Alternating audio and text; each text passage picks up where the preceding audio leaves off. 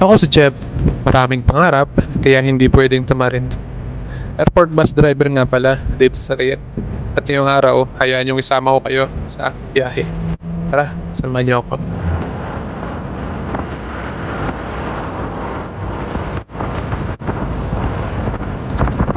Hey, kumusta mga kasadik?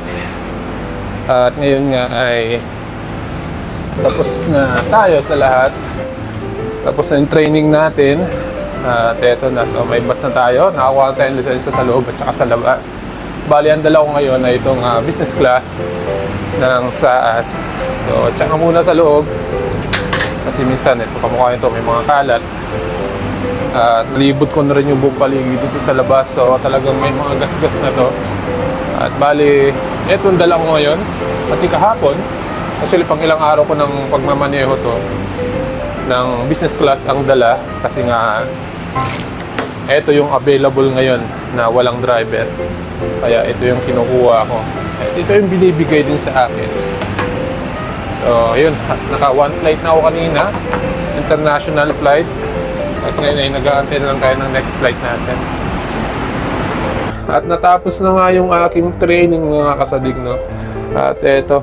So, kasi may bus na rin tayong hinahawakan. Pero hindi pa ito yung permanent bus talaga.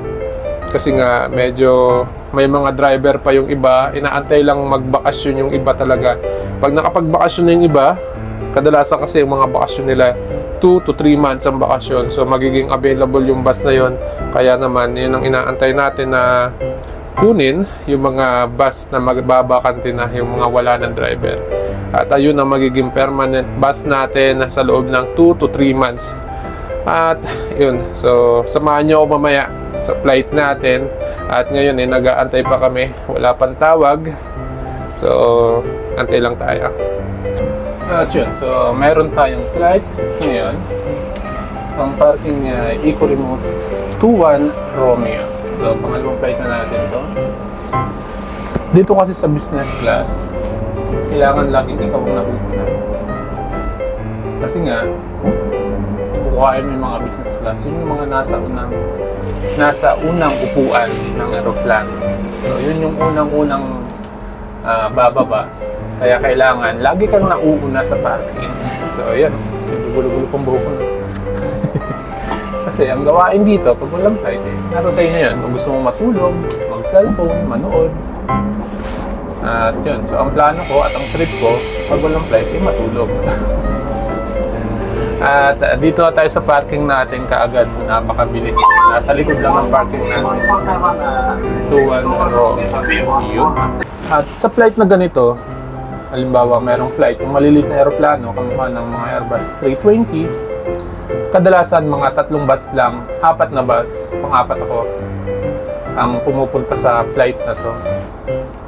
Ako kasi yung kinukuha ko yun nga, yung mga business class lang, so ilan lang naman yun. Tapos yung the rest, yung sa kanila na, yung mga economy, ganyan, and lahat ng pasahero na. So umaabot ng mga 3 bus ang kinakain ng isang maliit na aeroplano. So yun, at 4 kami ngayon. Ayan, shoutout sa mga kasama ko. Antayin lang natin siguro mga after 5 minutes pa to bago dumating. Kaya na nga. So yun yung flight natin. Tawag lang natin para sa kanya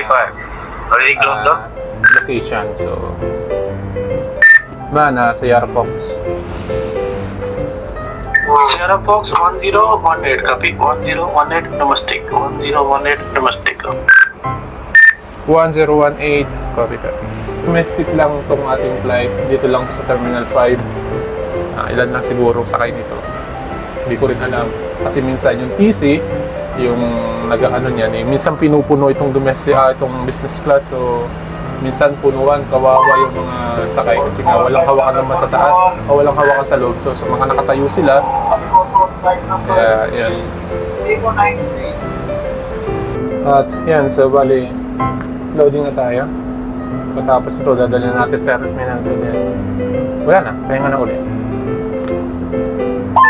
Swanti si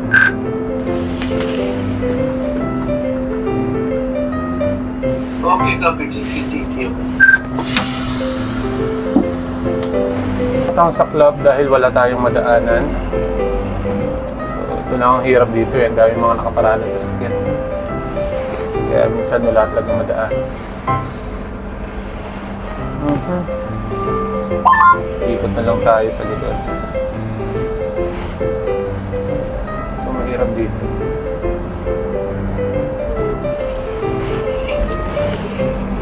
Buti na lang dito sa Riyadh eh pwedeng umikot dito kahit sa likod ng aeroplano. Sa Jeddah, napaka-hirap at delikado dahil huhulihin kayo talaga ng safety doon. So dito kahit saan ka lumusot dito, okay lang.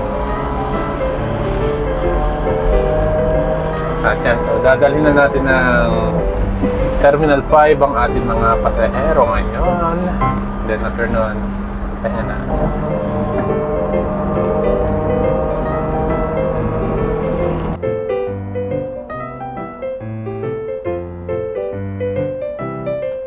So, tapos na yung flight natin. Pahinga tayo ulit. Nantayin na naman tayo ng next flight natin maya-maya.